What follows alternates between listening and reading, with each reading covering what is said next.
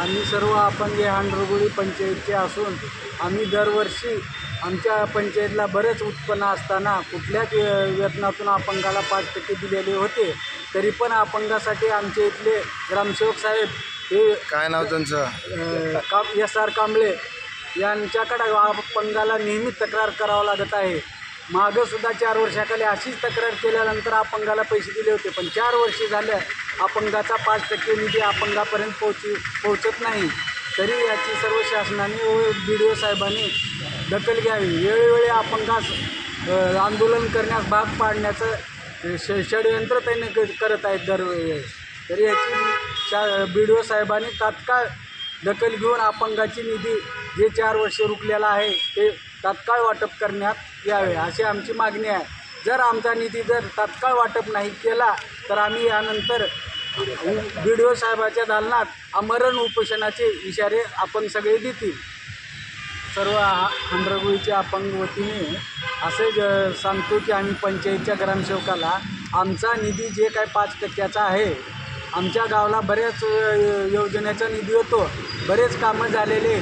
उदगीर तालुक्यात आमचं हांडरगुळी गाव आहे, बाजारपेठेमुळं प्रसिद्ध असून निधी भरपूर येतो. पण त्याच्यातला 5% निधी हा अपंगासाठी राखीव असताना देखील आमच्या येथील पंचायत हे अपंगाचा निधी वेळोवेळी देत नाहीत.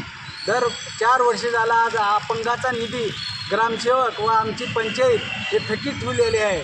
सर्व अपंग आमचे सामान्य असून अपंगाची रोजीरोटी हे अशा कुठल्या तरी शासनाच्या निधीवर अवलंबून असून याची पंचायत दखल वेळोवेळी घेत नाही. मागंसुद्धा 4 वर्षाखाली असंच आमचे अपंग वेळोवेळी निवेदन देऊन ते निधी वाटप करायला सांगितले होते, ते दिले. पण आजू 4 वर्ष झालं असं वेळोवेळी सगळे अपंगास आमच्या आंदोलनास भाग पडल्यानंतरच त्याने दखल घेतात. तरी याची ग्रामसेवकाने व पंचायतने तात्काळ दखल घ्यावी. ह्यापुढं जर असा अपंगावर कुठली अन्याय व अशा निधीबद्दल उपोषणं किंवा आंदोलनं करण्याची पाळी आणत असेल पंचायत व ग्रामसेवक तर आम्ही पंचायत ह्याच्या पुढं सर्व अपंग मिळून गावातील जेवढे काय आमचे 60 ते 70 अपंग आहेत या निधीमध्ये तेवढे अपंग आम्ही पंचायतला कुलूप टाकून पंचायत उघडू देणार नाही.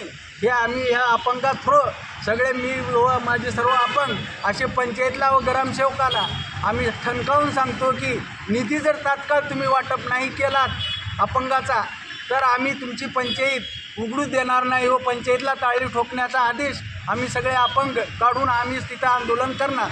हे ग्रामसेवकाने व पंचायतच्या सर्व सहकार्याने या अपंगाची दखल घ्यावी अशी माझी BDOला व तहसीलदारला सर्व शासनाला अशी माझी कळकळीची विनंती आहे.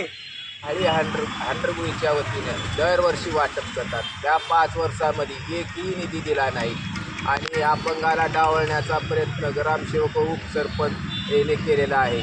आणि विशेष म्हणत तर उपसरपंच हे उदगीर तालुका काँग्रेस कमिटीचे अध्यक्ष असूनसुद्धा अपंगाची पिळवणूक करत आहेत. त्यांचं नाव? बालाजी भोसले पाटील. त्याने अपंगासाठी वारंवार पिळवणूक केलेली आहे आणि अपंगाला निधी देण्याचा विषयच काढत नाहीत.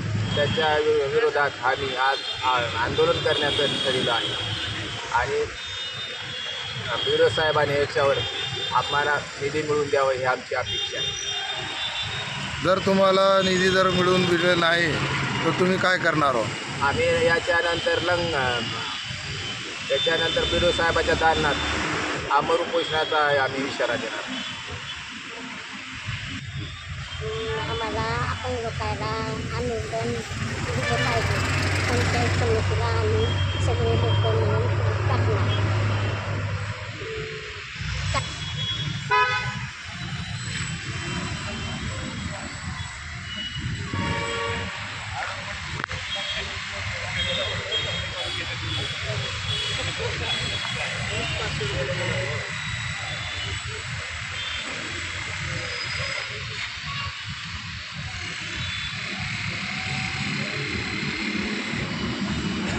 कमी पडले का आमचे पैसे रुपये काय बसलो? आमच्या निधीसाठी आहे बसलो. हां आहे हांडरगुळी गावाहून. हां का झालं तिथं? आम्हाला पैसा मिळाला नाही आणखी. कोण देण्या गेले? ग्रामसेवक साहेब. कसं काय? कसं काय तर ते नाही म्हणून तर बसलो ना. कसं काय म्हणजे आम्हाला काय तुम्ही विचारपूस केली नाही त्यांना? केलो तेवढं म्हणजे पैसे खाऊन आणि भीक मागावलो इथं. भीक मागावलो. आमच्या गरिबाचे पैसे खाण्यानं काही होणार आहे तुम्हाला? मला पगार काही कमी आहे का जास्त? हां, आमचे पैसे खाता तुम्ही. आम्हाला घरकुल मिळायचं, घरकुल बी नाही, काहीच नाही. घरकुल अपंगासाठी मिळतं आहे, ते कसं काय दिलं नाही तुम्ही? दुसऱ्या देता घरकुल पैसे खाऊन. हां, पैसे खाता दुसऱ्या देता आणि तिकडं तुम्ही हे करता. हा म्हणजे अपंगाला काय खाऊ आम्ही सांगा? तुम्ही आम्हाला लवकर आमचं हां घरकुल मिळतं आहे. अपंगाचा नाहीत ते सोय येतात, कसं काय देणार तुम्ही? हां, बजेटला आमची बाय होती की आम्हाला ते पगार देत नाही. काय अर्थ नाही, काही नाही.